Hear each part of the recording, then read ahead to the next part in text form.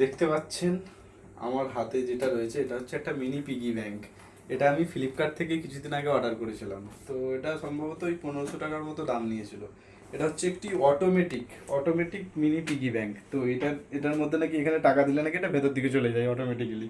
তো এটা আমি দেখেছি, রিলসে দেখেই এটা অর্ডার করেছিলাম। যারা যারা আমার ফেসবুক পেজ ফলো করেন তারা হয়তো দেখতেই পারবেন। এটা নিয়ে আমি এর আগেও একটা ভিডিও আপলোড করেছি ফেসবুক পেজে।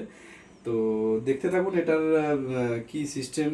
এখানে পাসওয়ার্ড প্রেস করলে নাকি ভেতরে টাকা দেওয়া যায় বা টাকা এটা খোলা যায়, তার আগে নাকি এটা খোলাটা সম্ভব নয়। তো এটা চেক করে দেখি, চলুন আপনার। তো এর মধ্যে পাসওয়ার্ড আমি একটা আগে থেকে সেভ করে রেখেছি, যেটা ছাড়া এটাকে আনলক করাটা একদম ইম্পসিবল ব্যাপার। তো এটাকে আনলক করতে গেলে প্রথমে সেই পাসওয়ার্ডটা দিতে হবে, যেটা আমি আগে থেকে সেভ করে রেখেছি। পাসওয়ার্ডটা আমি প্রেস করছি প্রথমে।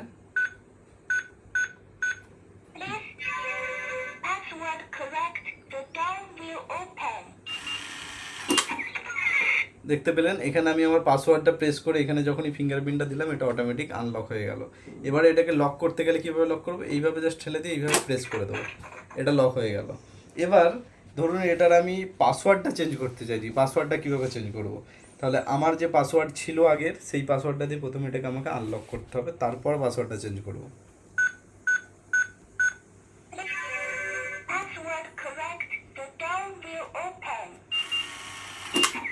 দেখতে পেলেন আমি আমার পাসওয়ার্ডটা দিয়ে এটাকে আনলক করলাম। আনলক করার পরে এবার এটার পাসওয়ার্ডটা আমি চেঞ্জ করব। চেঞ্জটা কিভাবে করব? আমাকে প্রথমে প্রেস করতে হবে স্টার। এবার আমি যে নতুন পাসওয়ার্ডটা দিতে চাইছি সেই পাসওয়ার্ডটা প্রেস করবো। আমি যেমন 4টে 0 দিতে চাইছি। এরপরে হ্যাশ, আমি 4টে 0 দিলাম, দিয়ে হ্যাশ দিলাম, যা এটা সেভ হয়ে গেল পাসওয়ার্ডটা। এবার এটাকে বন্ধ করছি আমি। তো এটা ক্লোজ করে দিলাম। এবার আমি আগের পাসওয়ার্ডটা দিয়ে এটাকে আনলক করার চেষ্টা করবো, যেটা আনলক হচ্ছে নাকি, প্রথমে যে পাসওয়ার্ডটা ছিল।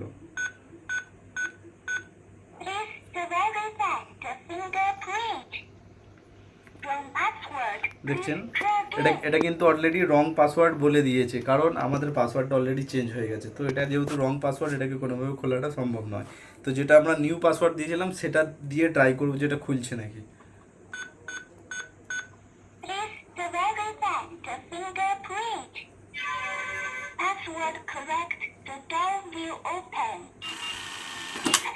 দেখতে পাচ্ছেন যখন আমি কারেক্ট পাসওয়ার্ডটা দিলাম তবেই কিন্তু এটা আনলক হলো, তার আগে কিন্তু কোনোভাবেই আনলক হওয়াটা সম্ভব ছিল না। তো এটাকে আমি আবার ক্লোজ করে দিচ্ছি। দেওয়ার পর এটা আমি ক্লোজ করে দিলাম। এবার আমরা দেখব যে এখানে যে টাকা দিলে অটোমেটিকলি টাকাটা ভেতরে নিয়ে নেয়, তো এটা কাজ করছে নাকি আদেও। তো আমার কাছে আছে, দেখতে পাচ্ছেন দুটো 100 টাকার নোট আছে। তো আমি ফার্স্ট একটা 100 টাকার নোট এখানে দিয়ে চেক করব। তো এটা জাস্ট কোনো ব্যাপার না, এইভাবে নিয়ে খালি এই যে জায়গাটা আছে এই জায়গাটাতে খালি ইনসার্ট করতে হবে। দেখতে পাচ্ছেন এটা অটোমেটিক্যালি কিন্তু ভেতরে নিয়ে নিল। আমি আর একটা নোট দিয়ে চেক করছি।